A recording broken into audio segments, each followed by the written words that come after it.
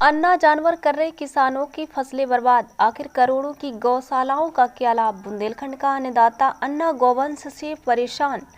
अन्ना गौवंशों के द्वारा किसान की 2 बीघा फसल चली गई। इसके बाद भी गौरक्षा समिति को सूचना मिलने के बाद तुरंत पदाधिकारी पहुंचे और ग्राम प्रधान व किसान के बीच समझौता कराया।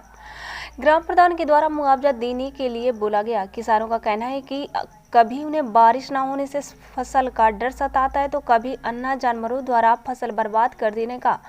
अगर प्रशासन उनके लिए जल्द कोई व्यवस्था नहीं करती तो उनकी बची हुई फसल भी नष्ट हो जाएगी। बांदा जिले के किसान इस समय अन्ना जानवरों से बेहद ज्यादा परेशान हैं। खेतों में उन्होंने धान, ज्वार, अरहर व मूंग की फसल लगाई हुई है जो पूरी तरह से जम चुकी है। अन्ना जानवरों से अपनी फसलों को बचाने के लिए किसान रात भर पहरा देने को मजबूर हैं। यहाँ तक कि वे बुआई से पहले ही खेतों में झोपड़ी बनाकर तैयार कर लेते हैं ताकि वे अपने फसलों की रखवाली कर सके। ऐसे में सवाल सरकार द्वारा शुरू की गई गौशाला योजनाओं का खड़ा होता है कि करोड़ों की योजनाओं के बावजूद भी जानवर खुलेआम बिना किसी व्यवस्था के क्यों घूम रहे हैं। आखिर किसान कब तक अपनी फसलों को लेकर असुरक्षित महसूस करते रहेंगे। बांदा जनपद के कमासन विकासखंड अंतर्गत ग्राम पंचायत कोर्रा बुजुर्ग गौरक्षा समिति के संयोजक संतोष त्रिपाठी, ब्लॉक अध्यक्ष शत्रुघ्न सिंह द्वारा निरीक्षण किया गया कि गौशाला की तार टूटी होने के कारण रात में गौवंश एवं किसान की खेत में जाकर लगभग 2 बीघा की धान में चढ़ ली है, जिससे किसानों ने सचिन प्रधान के खिलाफ मुख्यमंत्री पोर्टल, जिलाधिकारी बांदा, पुलिस अधीक्षक बांदा, उप जिलाधिकारी बबीरू, थाना कमासिन शिकायती पत्र देकर मुआवजे की किसान ने मांग की। गौशाला में निरीक्षण के दौरान सही व्यवस्था नहीं पाई गई। गौशाला बनाए जाने के बाद भी अन्ना मवेशियों की धमाचौकड़ी कम नहीं हुई है। 15 से 20 मवेशियों के झुंड घूम रहे हैं जो किसानों की फसलों को नष्ट करते हैं। फसलों को बचाने के लिए किसान खेतों में रात दिन रहकर रखवाली करते हैं, फिर भी मौका मिलते ही मवेशी फसलों को चट कर देते हैं। अन्ना मवेशियों से राहत दिलाने के लिए नए पंचायत स्तर पर गौशालाएं बनवाई गई। उनमें अन्य मवेशियों को रखने के दावे फेल साबित हो रहे हैं। अन्ना मवेशियों के झुंड दिन भर किसानों के खेतों में घूमते और शाम होते ही गांव के किनारे खेतों में बैठते हैं। अनिल कुमार यादव ने बताया कि गौशाला तो बनाई गई है लेकिन अधिकारियों की अनदेखी से किसानों को राहत नहीं मिल रही है। अन्ना मवेशी झुंड बनाकर खेतों में घूमते और फसलों को बर्बाद कर रहे हैं। विश्व हिंदू महासंघ गौरक्षा समिति के जिला अध्यक्ष महेश कुमार प्रजापति ने जानकारी देते हुए बताया कि किसान के द्वारा गौरक्षा समिति के पदाधिकारी को अवगत कराया गया। उन्हें तुरंत मार्ग क्षेत्रीय व गौरक्षा समिति पदाधिकारी को मौके पर गौशाला के लिए भेजा गया, लेकिन गौशाला में भरा पानी इतना गंदा था कि पीने योग्य नहीं था। उसमें कीड़े भी पड़ चुके थे। इस तरह की घटनाओं की कहीं ना कहीं सरकार की छवि खराब हो रही किसानों के प्रति, लेकिन यहाँ के जिम्मेदार अधिकारी सुनने को तैयार नहीं है, जो कि पूज्य महाराज योगी आदित्यनाथ महाराज जी की लगातार गौवंशों के प्रति हर जिले में निर्देश जारी करते हुए, लेकिन उनके निर्देश का भी अधिकारियों द्वारा पालन नहीं किया गया।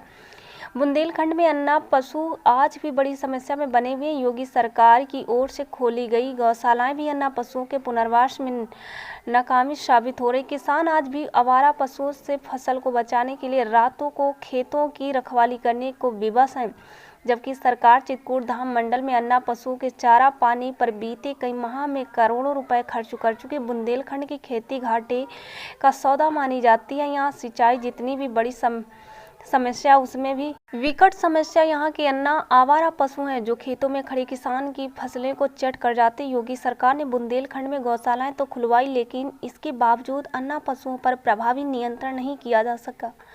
अन्ना पशुओं ने किसान आज भी हलकान। बुंदेलखंड के ग्रामीण क्षेत्र में अन्ना पशु एक बार भी फिर चुनावी मुद्दा बन सकते हैं। बांदा जिले के कमासन विकासखंड के दर्जनों गांव ऐसे हैं जहां किसानों की पूरी तरह रात अन्ना पशुओं को डंडा लेकर हाँकने में निकल जाती है। किसान अगर रात भर जाकर चौकीदारी नहीं करें तो अन्ना पशु उनकी सारी फसल चट कर जाएं। ऐसे किसान पशुओं से फसल को चट होने से बचाने के लिए शिफ्टों में खेतों पर चौकीदारी करने को मजबूर हैं। योगेंद्र प्रताप की रिपोर्ट। क्या नाम है चाचा जी? राम किशोर वर्मा। किस ग्राम पंचायत में रहते हैं? ग्राम पंचायत कोर्रा बुजुर्ग विकासखंड कमासन, तहसील बबीरू, जिला बांदा। क्या समस्या तकलीफ है आपकी जो है? सर जी, गांव के गौशाला के बगल से मेरी धान की फसल है। मैं बटाई को फसल तैयार किया हूँ। सर जी, गौशाला के चारों तरफ का जाल जर्जर है। दूर दूर लगे हुए एंगल भी झुके हुए हैं। 14 तारीख की दोपहर में 2 जानवर बाहर निकले। सचिव साहब को मैंने फ़ोन करके बताया कि सर जी इनका व्यवस्था करिए, नहीं मेरी धान की फसल को नष्ट कर देंगे करके। सचिव साहब ने स्वीकारा कि ठीक है मैं भेज रहा हूँ, वहाँ की व्यवस्था हो जाएगी, लेकिन मजबूत कोई कायदे की व्यवस्था नहीं हुई। रात में यहाँ 80-90 के लगभग संख्या में जानवर हैं, उनको खाने के लिए 8 या 9 झाल भूसा दिया जाता है, जी जिससे उनका पेट नहीं भरता। भूख से पीड़ित जानवर रात में जर्जर जाल को तोड़कर मेरे धान की फसल लगभग 2 बीघे की चरकर नष्ट कर दिया। सर जी, फरवरी माह में मेरी लड़की की शादी है, इन्हीं उम्मीदों से मैंने धान की फसल तैयार किया था कि इसको बेच कर मैं लड़की की शादी करूंगा। सर जी, मुझको अगर न्याय नहीं मिलता, मेरा मुआवजा नहीं मिलता, इस पर कोई कार्रवाई नहीं होती, तो मेरा और मैं परिवार मेरा भूखमरी की कगार में पहुंच जाएगा। सर जी, मेरी प्रार्थना है कि इस पर सख्त से सख्त कार्रवाई हो और मेरी फसल का नुकसान का मुआवजा मिले। आप जो है बांदा जिला के जिम्मेदार अधिकारियों से क्या कहना चाहते हैं? जी, बस यही मैं कहना चाहता हूँ जो आपसे कहा। सचिव ने क्या कहा है? सचिव ने आश्वासन दिया, लेकिन कायदे की कोई मजबूत व्यवस्था नहीं की, अनसुनी कर दी। आपके ग्राम प्रधान को बोले हैं आपने? जी, उनको भी बोले। क्या बोले ग्राम प्रधान? मौके में आया, उन्होंने देखा, मेरे नुकसान को देखा, स्वीकारा। गांव के बहुत से आदमियों को मैंने मौके में बुलाकर उनको दिखाया। कुछ आदमी जाने के बाद प्रधान जी ने उनको नाम लेके गाली देने लगे कि फलाने मादरचोद देखने को आया था। कौन है प्रधान आपके गांव के? रामदयाल यादव। सतगंज सिंह ब्लॉक अध्यक्ष कमासिन विश्व हिंदू महासंघ गौरक्षा समिति से, जिससे आज हम कमासिन ब्लॉक के ग्राम पंचायत कोर्रा में आए हुए हैं। जी, किसानों के द्वारा जानकारी दी गई थी कि हमारी फसल गौशाला से जो गौवंश से छूट के जाल तोड़ के हमारी फसल नष्ट हो गई थी, जिससे हम यहाँ पे निरीक्षण किया गया है। गौशाला में तो जाल टूटा हुआ है, प्रधान से भी जानकारी ली गई है, तो प्रधान जी ने कहा कि हाँ, मेरे गौशाला से गौवंश छूट गए थे, जिससे मैं किसानों को मुआवजा देने के लिए तैयार हूँ। और निरीक्षण के दौरान ये भी पाया गया है कि चरही भी गंदी थी, उसको साफ सफाई के लिए सचिव को भी जानकारी दी गई है, जिससे सफाई के लिए आश्वासन दिया गया है।